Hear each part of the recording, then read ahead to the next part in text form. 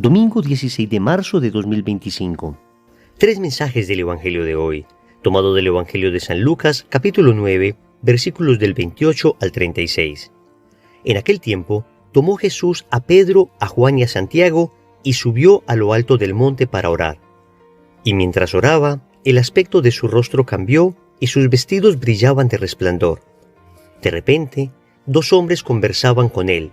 Eran Moisés y Elías, que apareciendo con gloria, hablaban de su éxodo que él iba a consumar en Jerusalén. Pedro y sus compañeros se caían de sueño, pero se espabilaron y vieron su gloria y a los hombres que estaban con él. Mientras éstos se alejaban de él, dijo Pedro a Jesús: «Maestro, qué bueno es que estemos aquí. Haremos 3 tiendas, una para ti, otra para Moisés y otra para Elías». No sabía lo que decía. Todavía estaba diciendo esto cuando llegó una nube que los cubrió con su sombra. Se llenaron de temor al entrar en la nube, y una voz desde la nube decía: «Este es mi Hijo, el elegido, escúchenlo». Después de oírse la voz, se encontró Jesús solo. Ellos guardaron silencio y por aquellos días no contaron a nadie nada de lo que habían visto. Palabra del Señor. Gloria a ti, Señor Jesús. Querida familia, el Evangelio nos presenta hoy la transfiguración de nuestro Señor Jesucristo. El Señor sube al monte y ante 3 de sus apóstoles revela enteramente su divinidad, su majestad. Y vamos a reflexionar 3 mensajes de este Evangelio. Primero, transfigurado por la gracia o desfigurado por el pecado. Segundo, qué bueno es que estemos aquí. Tercero, bajar del monte. Vamos con el primer punto, transfigurado por la gracia o desfigurado por el pecado. Cuando leemos el Evangelio de la Transfiguración, no deja de sorprendernos cómo el Señor manifiesta su gloria ante sus apóstoles. Vemos cómo el Señor va teniendo como unos apóstoles más cercanos que otros. Digamos que en primer lugar estaba Juan, que era su discípulo amado. Después venían los 3 discípulos que normalmente el Señor llevaba para momentos especiales, Pedro, Santiago y Juan. Después seguían los 12 discípulos, después podemos decir venían los 72 discípulos, después podemos decir venían los 500 y más discípulos. De esta manera vemos cómo el Señor, aunque los amaba a todos por igual, iba formando de manera especial a algunos cuantos, que después servirían de testigos para llevar a otros la luz del Evangelio. En este caso, se lleva a Pedro, a Santiago y a Juan para manifestarles a ellos su divinidad. La transfiguración no es otra cosa que un destello de la divinidad de Cristo, esa divinidad que estaba de algún modo escondida en la carne de Cristo, escondida en la humanidad. Lo que se veía por fuera era simplemente un hombre, pero en realidad allí estaba Dios hecho hombre. El Señor, para fortalecer la fe de estos apóstoles, entonces manifiesta un destello de su divinidad en la transfiguración. Pero esta transfiguración nos llama a nosotros también a estar transfigurados por la gracia, porque desafortunadamente hasta ahora hemos estado desfigurados por el pecado. La gracia transfigura, el pecado desfigura. El Evangelio nos cuenta que Jesús estaba de un vestido tan blanco como no puede dejarlos ningún lavandero en el mundo. Si entendemos la blancura del vestido de Cristo como la gracia de la que todos nos debemos revestir, entonces podemos interpretar espiritualmente que esa blancura de la gracia solo la puede dar Dios. Es decir, nadie en el mundo, humanamente hablando, por bueno que sea, por buenas intenciones que tenga, te puede conferir el vestido de la gracia. Hay personas que te podrán aconsejar bien, hay personas que te podrán dar buen ejemplo, hay personas que te podrán inspirar, pero dar la gracia, y cuando hablamos de la gracia, hablamos del regalo más grande que nos ha dado Dios, y es que Dios nos ha participado de su naturaleza. Nosotros poseemos una naturaleza humana que se distancia infinitamente de la naturaleza divina. Pero ese abismo entre la naturaleza humana y la naturaleza divina ha sido vencido definitivamente por Cristo al comunicarnos el regalo de la gracia. La gracia es la vida de Dios en nosotros. Es decir, a partir del momento en que somos bautizados, recibimos ese don sobrenatural que es Dios mismo viviendo en nosotros. Es la vida de Dios en nosotros y por consiguiente a partir de ese momento podemos efectuar obras sobrenaturales, ya no solamente obras naturales. Cuando estamos en gracia, podemos amar con el mismo amor de Dios. Podemos obrar y merecer para la eternidad, cosa que sería imposible sin la gracia. Es decir, nos hacemos hijos de Dios, nos hacemos partícipes de la naturaleza divina, nos hacemos herederos de lo que Dios tiene, es decir, del reino de los cielos. Es un regalo enorme. Esa gracia que recibimos en el bautismo la perdemos por el pecado. Y cuando pecamos, entonces nos desfiguramos. Y es que desfiguramos nuestra alma, desfiguramos nuestra voluntad, desfiguramos nuestro entendimiento, nuestros pensamientos, desfiguramos nuestros sentimientos. El pecado lleva incluso a desfigurar hasta nuestro aspecto físico. El pecado desfigura, la gracia transfigura. Segundo, qué bueno es que estemos aquí.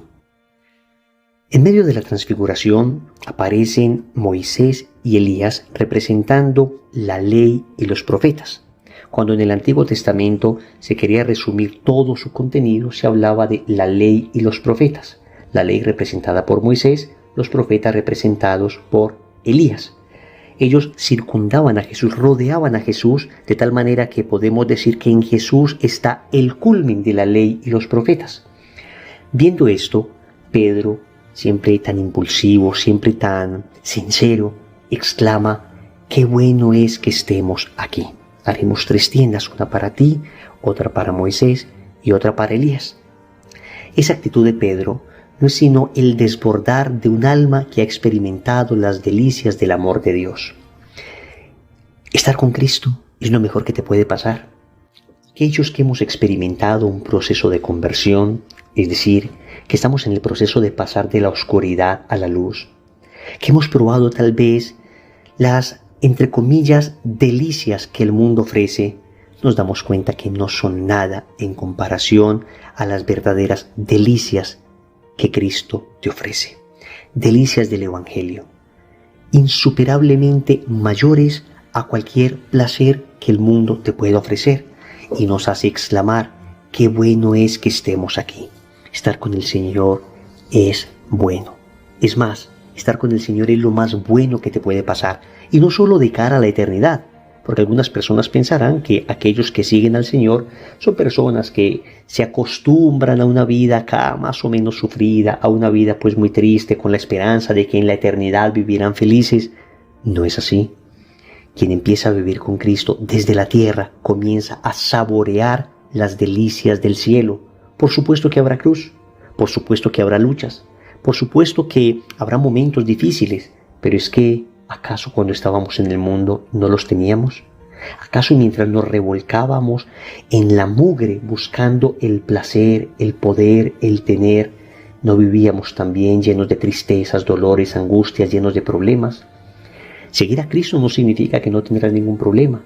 Significa que tendrás a alguien a tu lado que te ayudará a llevar todos estos problemas, y la compañía de Jesús plenifica, llena. Y cuando uno sale del Santísimo, cuando uno vive una Eucaristía bien vivida, cuando se hace un rosario con devoción, cuando se lee la palabra de Dios y se saca todo el jugo que ella tiene, cuando se hace un momento de oración y de intimidad con el Señor, uno termina exclamando: qué bueno es que estemos aquí.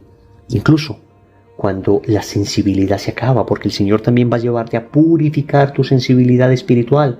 Hay momentos donde ya no se siente nada, aún así uno puede decir: qué bueno es que estemos aquí, porque aunque ya no sienta al Señor en este momento y Él esté purificando mi amor, de verdad que estar aquí siempre será mejor que estar revolcándome en el barro buscando la comida de los cerdos como el hijo pródigo.